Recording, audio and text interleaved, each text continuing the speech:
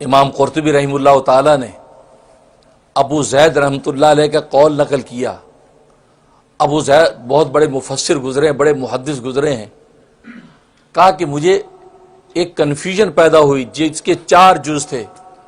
پہلی کنفیوژن مجھے یہ پیدا ہوئی کہ یار اللہ تب بندے سے محبت کرتا ہے جب بندہ اللہ سے محبت کرتا ہے تب اللہ محبت کرتا ہے.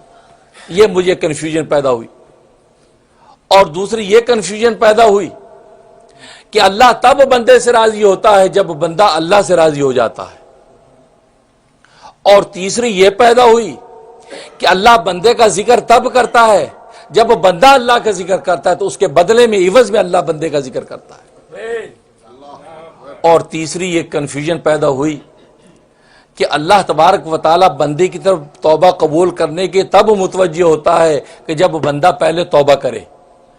یہ مجھے سوال پیدا ہوئی، یہ شبہ اور غلط فہمی پیدا ہوئی. لیکن جب میں نے قرآن کا مطالعہ کیا، میں نے قرآن کریم کو دیکھا تو پتہ چلا کہ میری یہ چاروں کنفیوژن اور غلط فہمیاں غلط تھیں. یہ میری سوچ غلط تھی کہ بندہ اللہ سے محبت کرے گا تو اللہ بندے سے محبت کرے گا. جیسے دنیا کے محبوباؤں کی بات ہے، جب آپ کسی سے محبت کریں گے اب وہ آپ سے محبت کرے گا، محبت کے بدلے وہ محبت دے گا. لیکن اللہ کی یہ سنت نہیں ہے. میں نے جب قرآن کریم دیکھا تو قرآن میں جب میں نے یہ آیت پڑھی کہ جس میں لکھا تھا یحبہم و یحبونہ، کہ کہتے اللہ پہلے بندوں سے محبت کرتا ہے پھر بندے اللہ سے محبت کرتے.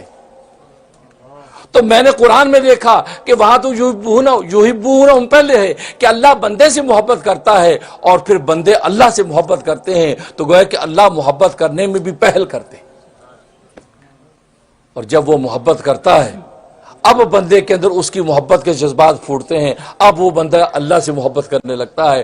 تو گویا کہ اللہ تبارک و تعالیٰ کیسا محبوب ہے، وہ خود گویا کہ اشارہ محبت بندے کو دیتے ہیں. اس لیے کہ محبت کی نگاہ جب ڈالتا ہے اب بندے میں محبت پیدا ہوتی ہے. اب دنیا کے اندر آپ دیکھیں، آپ راستے پہ چلے جاتے ہوں، کوئی حسین سامنے آ گیا، اس حسین محبوب نے آپ پہ محبت کی نگاہ ڈالی، مسکرایا اور آگے چلا گیا. اب آپ کے دل میں اس کی وہ خیالات آنے لگے کہ یار یہ مجھے دیکھا اس نے، کیا حسین سراپا پری چہرہ، حسن و جمال، ایسا محبوب، اور یہ مسکرا کے چلا گیا. یار کون ہے؟ آپ مڑ مڑ کے دیکھتے ہیں، یار اس نے مجھے کیوں دیکھا. اب آپ کے دل میں اس کے لیے جذبات محبت پیدا ہونے لگے. اس نے نگاہ محبت ڈالی، اب آپ کے دل میں محبت پیدا ہونے لگی. تو دیکھو اسی طریقے سے اللہ تبارک و تعالی جب کسی بندے پر مہربان ہوتے ہیں کہ یہ مجھ سے محبت کرنے لگ جائے، اللہ پہلے نظر محبت اس پہ ڈال دیتے ہیں، اس کے دل کو جھانک لیتے ہیں محبت کی نگاہ سے. اب اس کا دل اس کی محبت میں تڑپنے لگتا. اس لیے قرآن نے کہا یحبونہم وَيُحِبُّونَهُ، فرمایا کہ اللہ ان سے محبت کرتے ہیں، وہ اللہ سے محبت کرتے ہیں. تو ابو زید کہتے ہیں میری غلط فہمی دور ہو گئی.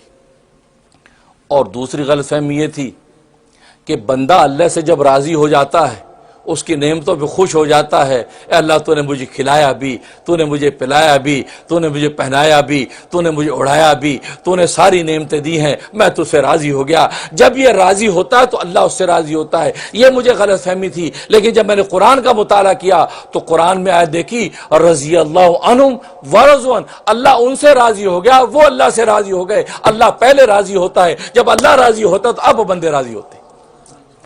یعنی اللہ کیسا محبوب ہے، اپنے رضا کا پروانہ پہلے جاری کر دیتا ہے. ان بندوں سے میں راضی ہو گیا. یہ کھاتے ہیں اپنے ہاتھ کا کمایا ہوا، لیکن مجھے کہتے ہیں کہ اللہ بسم اللہ تیرے نام سے کھاتے ہیں اور تیرے دیے پہ شکر کرتے ہیں. یہ سوتے اپنی نیند، لیکن یہ کہتے کہ اللہ تو نے ہمیں نیند دی ہے، اس کا شکر کرتے ہیں. یہ پہنتے اپنا خریدا ہوا کپڑا، لیکن شکر میرا کرتے ہیں. یہ پیتے اپنا خریدا ہوا پانی، شکر میرا کرتے ہیں. یہ زمین پہ مکان اپنے پیسے سے بناتے ہیں، لیکن شکر میرا کرتے ہیں. تو یہ کیسے بندے ہیں؟ تو اللہ جب ان سے راضی ہو جاتا ہے اب یہ بندے اللہ سے راضی ہو جاتے ہیں. اس لیے قرآن نے کہا رضی اللہ عنہم ورضوا عنہ، اللہ ان سے راضی ہو گیا، وہ اللہ سے راضی ہو گئے. دیکھو ہر چیز میں پہل کون کر رہا ہے؟ وہ محبوب پہل کر رہا ہے. اور تیسرا اشکال مجھے یہ تھا کہ یار اللہ کا ذکر جب بندہ کرتا ہے تب اللہ بندے کا ذکر کرتا ہے. تو کہا کہ میں نے جب یہ آیت پڑھی فرمایا کہ وما یذکرون الا ان یشاء اللہ، کہ یہ بندے اللہ کا ذکر نہیں کرتے مگر جب اللہ چاہتا ہے، مطلب اللہ جب ذکر کرتا ہے تو اب بندے اللہ کا ذکر کرنے لگتے ہیں۔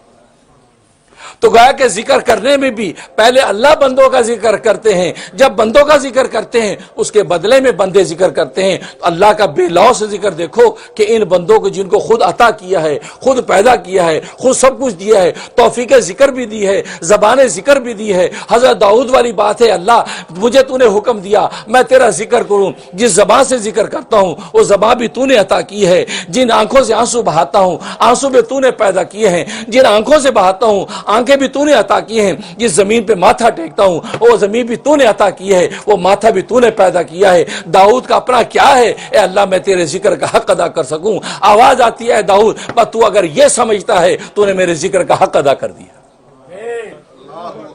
یعنی حق کے ذکر ادا کرنے کے لیے اتنا تصور کافی ہے بندے کا، اے اللہ میں ذکر کیسے کروں، میں جو سبحان اللہ کہتا ہوں یہ الفاظ بھی تو نے پیدا کیے، یہ زبان بھی تو نے پیدا کی، بولنے کی گویائی بھی تو نے عطا کی، آنکھوں سے آنسو آنکھیں بھی تو نے عطا کی، آنسو بھی تو نے پیدا کیا ہے، ماتھا ٹیکا اے اللہ ماتھا بھی تو نے دیا، زمین بھی تو نے دی، میرا اپنا تو کچھ نہیں ہے اے اللہ سارا تیرا ہے، میں تیرے ذکر کا حق کیسے ادا کروں۔ اللہ کہتے تو جب یہ سمجھ لیتا ہے اسی وقت تیرے ذکر کا حق ادا ہو جاتا۔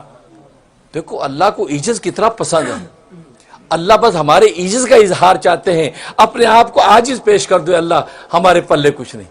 یہ نماز ہم نے پڑھی ہے، نماز پڑھتی سلام پھیرتے کیا سنت ہے، سلام پھیرتے اللہ اکبر کہہ کے سر پہ ہاتھ رکھ کے کہتا استغفر اللہ استغفر اللہ استغفر اللہ۔ ارے آپ نے تو عبادت کی ہے، آپ نے اللہ کی تسبیح کی ہے، آپ نے اللہ کے سجدے کیے ہیں، آپ نے اللہ کا رکوع کیا ہے، آپ نے اللہ کا تشہد کیا ہے، آپ نے تو فرشتوں کی طرح عبادت کر کے ہٹے، آپ نے کوئی گناہ تو نہیں کیا کہ جس پہ آپ استغفر اللہ کر رہے ہیں۔ اللہ اکبر۔ حکمت کیا تھی؟ حکمت یہ تھی یہ استغفر اللہ کہہ کے کیا اظہار کرتے ہیں، اللہ تیری شان جتنی اونچی ہے، تیری شان کا جو حق تھا اس حق کی جو عبادت ہونی چاہیے تھی وہ عبادت کا حق میں ادا نہیں کر سکا، میرے سجدے ٹوٹے پھوٹے، میرے رکوع ٹوٹا پھوٹا، میرا قیام ٹوٹا پھوٹا، میرے خیالات ٹوٹے پھوٹے، میرے تشہد کی کیا حقیقت ہے، تیری عظمت بہت اونچی ہے، جتنی میری بساط تھی اے اللہ میں نے نماز تجھے پیش کر دی، اس میں جو غلطی ہو گئی تو استغفر اللہ میں تجھ سے معافی مانگتا ہوں۔ اللہ اس پر خوش ہو کر نماز قبول کر لیتے۔ دیکھو دنیا میں آپ کا نوکر ہو، آپ نے کہا یار یہ کام کرو، وہ سارا کام کرنے کے بعد آخر میں کہتا ہے جی آقا صاحب اگر کوئی غلطی ہوگی تو معاف کر دیجیے، میں نے اپنی طرف سے بہت اچھی صفائی کی ہے، معاف۔ تو آپ کیا خیال ہے؟ آپ کہتے ہاں تم نے غلطی کی ہے، آپ کہتے آپ دل میں سوچتے کہ یار اس نے اتنی جان ماری، اتنی اچھی صفائی کی، سردی گرمی نہیں دیکھی اور یا کپڑے گندے اچھے نہیں دیکھے، یہ لگ گیا اور اسے 2 گھنٹے لگا دیے اس کام میں، اتنی محنت کی اور پھر الٹا معافی مانگ رہا ہے۔ آپ اس کو سینے سے لگاتے نہیں ڈونٹ وری یار بہت اچھا کیا تم، یہی ہوتا ہے۔ اللہ اکبر۔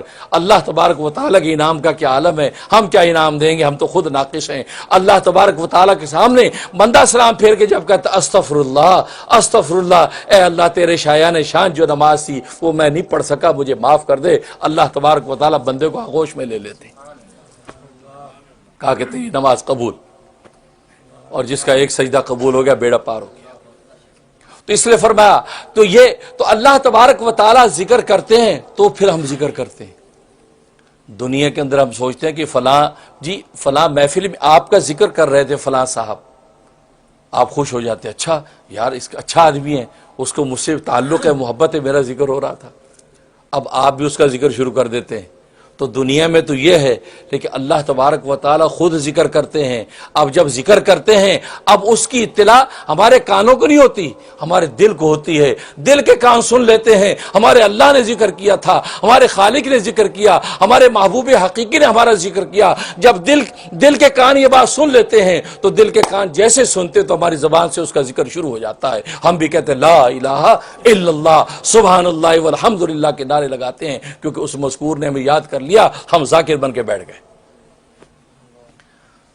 تو ابو زید کہتے ہیں میری یہ غلط فہمی بھی دور ہو گئی کہ بندہ پہلے ذکر کرتا ہے، نہیں بلکہ اللہ پہلے ذکر کرتا ہے پھر بندہ خدا کو یاد کرتا ہے۔ اور چوتھی غلط فہمی یہ تھی کہ بندہ جب توبہ کرتا ہے تو اب اللہ توبہ قبول کرنے کی طرف متوجہ ہوتا ہے۔ تو میں نے قرآن کی جب آیت دیکھی تو پتہ چلا نہیں اللہ پہلے بندے کی طرف متوجہ ہوتے ہیں کہ تو توبہ کر لے، اب یہ توبہ کی طرف دوڑتا ہے۔ اس لیے قرآن میں فرمایا ثم تاب علیہم لیتوبوا، ثم تاب علیہم لیتوبوا، پھر اللہ تبارک و تعالی متوجہ ہوتا ہے اپنے بندوں کی طرف، نگاہ ڈالتا ہے ان کے اوپر کہ توبہ کر لو، تو لیتوبوا، تو بندے توبہ کی طرف دوڑنے لگتے ہیں۔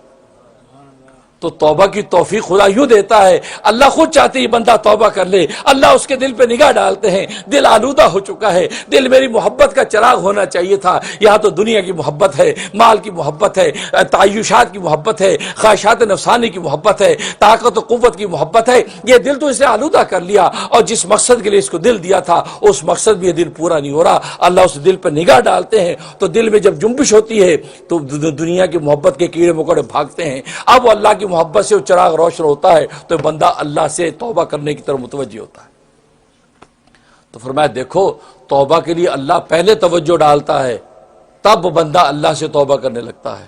فرمایا جب میں نے یہ دیکھا تو میری یہ چاروں غلط فہمیاں دور ہو گئیں کہ اللہ تبارک و تعالیٰ کی محبوب ذات کا عالم یہ ہے کہ وہ خود بندوں کو نوازتا ہے، خود بندوں کو اشارے دیتا ہے، خود بندوں کو کہتا ہے، یہاں تک کہ دنیا کے اندر تو محبت کے بدلے میں محبت ہوتی ہے، جتنی وہ محبت کرتا ہے اتنی آپ محبت کرتے ہیں، لیکن اللہ تبارک و تعالیٰ کی محبت کا عالم یہ ہے۔ صحیح بخاری کی حدیث ہے، اللہ تبارک و تعالیٰ فرماتے ہیں اے بندے تو ایک بالش میری طرف بڑھتا ہے تو میں 2 بالش تیری طرف بڑھتا ہوں، تو 1 ہاتھ میری طرف بڑھتا ہے تو میں 2 ہاتھ تیری طرف بڑھتا ہوں، تو چل کے میری طرف آتا تو میں دوڑ کے تیری طرف آتا ہوں۔ دنیا کے اندر کوئی ایسا محبوب ملے گا کیا اس محبوب کی طرف چل کے جائیں؟ نہیں، یہاں تو محبوب نخرے کرتے ہیں، ناز و ادا دکھاتے ہیں، کبھی منہ ادھر پھیرتے ہیں کبھی منہ ادھر پھیرتے ہیں، آپ 2 قدم چلتے ہیں وہ 2 قدم آپ کی طرف نہیں بلکہ 2 قدم پیچھے ہٹتا ہے۔ یہ دنیا کی ناقص محبوب ہیں، لیکن اس محبوب کا عالم یہ ہے، وہ کہتے ہیں کہ بندے تو 1 بالی میری طرف چلے گا تو میں 2 بالی چلوں گا، تو چل کے میری طرف آئے گا، میں دوڑ کی طرف آؤں گا، اور تو جب یہ داستان محبت دہراتا رہے گا تو میری محبت کا عالم ہی ہوگا، میں پھر ایسا ہو جاؤں گا، میں تیرے کان بن جاؤں گا جس سے تو سنتا ہے، میں تیری زبان بن جاؤں گا جس سے تو بولتا ہے، میں تیری آنکھیں بن جاؤں گا جس سے تو دیکھتا ہے، میں تیرے ہاتھ بن جاؤں گا جس سے تو پکڑتا ہے، میں تیرے قدم بن جاؤں گا جس سے تو چلتا ہے۔ یہ صحیح بخاری کی حدیث ہے، حدیث قدسی میں اللہ تبارک و تعالیٰ فرمانے بندے جب تو داستان محبت یوں دہراتا ہے تو پھر میں بھی ایسی محبت تجھ پہ ڈالتا ہوں اور ایسا تجھے اپنا محبوب بنا لیتا ہوں، بس میں ہر وقت تیرے ساتھ ہوں، نگاہ تو اٹھائے گا لیکن حقیقت میں وہ میں دیکھوں گا، کان تو اٹھائے گا حقیقت میں سنوں گا، بولے گا تو، زبان تو ہلائے گا، بولوں گا میں۔ تو گویا کہ اللہ تبارک و تعالیٰ ایسی آپ کے حال کے اندر شامل ہو جائے گا تو پھر اللہ آپ کو اپنی آغوش میں لے کے پھرے گا، پھر اب آپ سے کسی قسم کی خطا کا کوئی اندیشہ نہیں ہے، اب آپ کی دنیا کی ہر ضرورتیں اللہ غیب سے پوری کرتے رہیں گے۔ یہ اس محبوب کا عالم ہے۔ اور آج ہم دنیا کی ہر محبت تو کرتے ہیں، ہمیں آج مکانوں سے محبت ہے، دکانوں سے محبت ہے، بیویوں سے محبت ہے، بچوں سے محبت ہے، ماں باپ سے محبت ہے، ہر محبت میں ہم فریفتہ ہو رہے ہیں، لیکن میں نے بتایا ہر محبت غرض اور مطلب کے تحت ہے، مطلب کے بغیر کوئی محبت نہیں۔ اور جو مالک الملک اور جو بادشاہوں کا بادشاہ ایسی محبت کر رہا ہے جو بغیر غرض کے ہے، آج اس محبت کے لیے کوئی محنت نہیں۔ ہم یہ سوچیں کہ وہ ہم سے محبت کرنے لگے، وہ تو محبت کر رہا ہے، ہم اس محبت کا کیا جواب دیں؟ ہم نماز کے سجدے سے دیں، ہم روزے سے دیں، ہم زکوٰۃ سے دیں، ہم حج کے لبیک سے دیں، ہم اس کی محبتوں کا جواب دیں؟ اور میں نے بتایا وہ کہتا ہے بس تو میری محبت کا جواب دو، اپنے آپ کو میدان محبت میں عاجز شمار کر لو، اے اللہ یہ ایسا میدان محبت ہے، ہم تیری محبت کا حق ادا نہیں کر سکتے، ہم مجبور محض ہیں، ہم تیری محبت کا حق کیسے ادا کریں، کیسے ادا کریں؟ تو اللہ تبارک و تعالی نے اس کا بڑا آسان طریقہ بتا دیا، میں اپنا سب سے محبوب، سب سے بڑا محبوب جس کی وجہ سے میں نے کائنات بنائی ہے، اس محبوب کو دنیا میں نے تمہارے سامنے اتار دیا ہے، جس کو محمد مصطفیٰ احمد مجتبیٰ صلی اللہ علیہ وسلم کہتے ہیں۔ وہ نمونہ محبت دنیا میں نے اتار دیا، وہ میرا محبوب، ان کی نگاہیں میری محبوب، اس کے کان میرے محبوب، اس کے ہونٹ میرے محبوب، اس کے ایک حرکت و سکون میری محبوب، اس کے ایک قول و فعل میرا محبوب، وہ سراپا محبوب ہے، وہ اس کا نام میں نے حبیب الرحمان رکھا ہے، وہ رحمان کا محبوب ہے، وہ میرا محبوب، میں اس کا محب ہوں۔ بس اگر تم چاہتے ہو محبت کا حق ادا کرنا، تم دیکھو وہ کھاتا کیسے ہے ویسے کھایا کرو، وہ پیتا کیسے ویسے پیا کرو، وہ چلتا کیسے ویسے چلا کرو، وہ پہنتا اوڑھتا کیسے ویسے پہنا اوڑھا کرو۔ اس کی زندگی کے نمونے کو دیکھو، اس زندگی کے نمونے کے مطابق اپنی زندگی میں سنتیں پیدا کرتے رہو گے، بس میں کہوں گا میری محبت کا حق ادا ہو گیا۔ اس لیے اللہ تو ایسا کوئی محبوب ہے نہیں کہ آپ اس کو آغوش میں لے لیں۔